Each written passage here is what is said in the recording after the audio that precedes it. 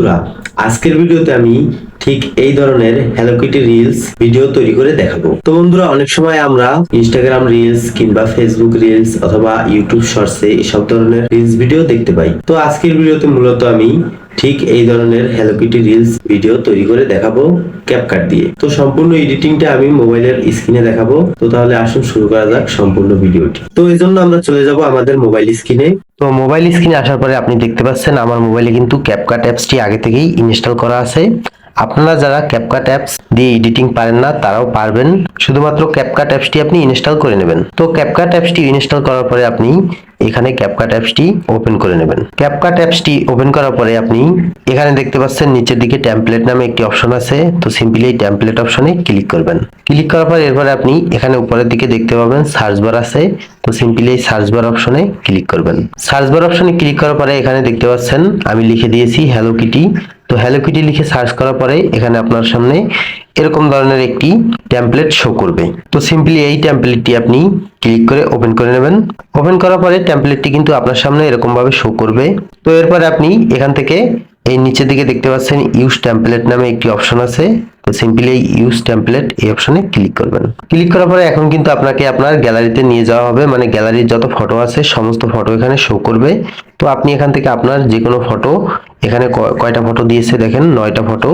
তো 9টা ফটো আপনি এখানে অ্যাড করবেন। এখানে 9টা লেয়ার আছে দেখতে পাচ্ছেন। তো এখানে লিখেও দিয়েছে সিলেক্ট 9 আইটেম। তো এই অপশনে আপনি এক একটা পিকচার সিলেক্ট করে দেবেন।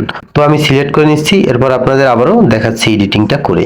অলরাইট বন্ধুরা, আমি কিন্তু এখানে 9টা লেয়ারে 9টা ফটো সিলেক্ট করে নিয়েছি।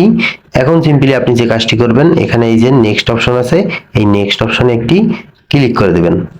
ক্লিক করার পর এখানে দেখছেন লোডিং নিচ্ছে। তো লোডিং নেওয়ার পরে আপনার কিন্তু এরকম ভাবে টেমপ্লেটটা শো করবে, মানে ভিডিওটা এডিট হয়ে শো করবে।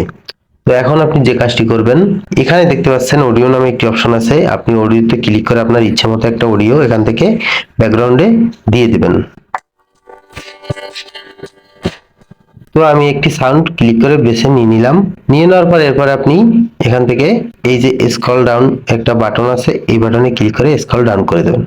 এখন কিন্তু ভিডিওতে আপনার এরকম ধরনের সাউন্ডটাও চলে আসবে এবং আপনার এই টেমপ্লেটের সাথে ফটোগুলো অ্যাডজাস্ট হয়ে ভিডিওটা এডিট হয়ে যাবে। তো আমি প্লে করে দেখাচ্ছি ভিডিওটা।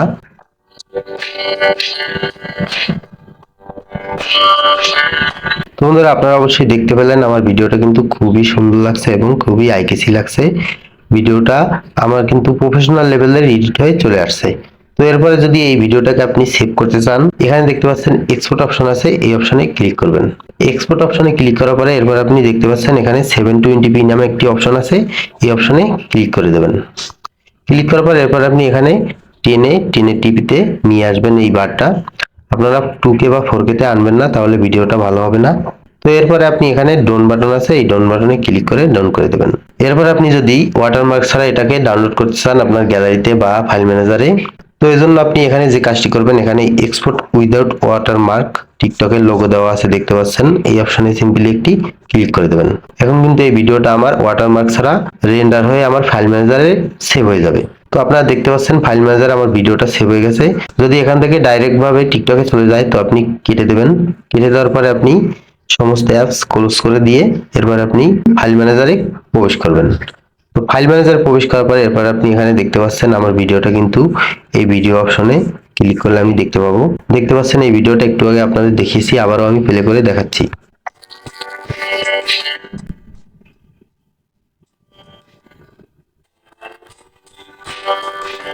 তো বন্ধুরা, আশা করি আপনারা বুঝতে পেরেছেন সম্পূর্ণ প্রসেসটি কিভাবে আপনারা হ্যালো কিটি রিলস ভিডিও তৈরি করবেন খুবই সুন্দরভাবে এবং সহজ পদ্ধতিতে ক্যাপকাট দিয়ে। তো ভিডিওটি যদি একটু উপকারে আসে আর ভিডিওটি যদি ভালো লেগে থাকে অবশ্যই লাইক কমেন্ট শেয়ার করবেন এবং যারা ফেসবুক থেকে দেখছেন অবশ্যই ফেসবুক পেজটি ফলো করে সাথে থাকবেন। আর যারা ইউটিউব থেকে দেখছেন অবশ্যই এসএল টেকনোলজি ইউটিউব চ্যানেলটি সাবস্ক্রাইব করে বেল আইকন হিট করবেন। আজকের মতো আমি সৌরভ এখানে বিদায় নিচ্ছি। সবাই ভালো থাকবেন, সুস্থ থাকবেন। আসসালামু আলাইকুম।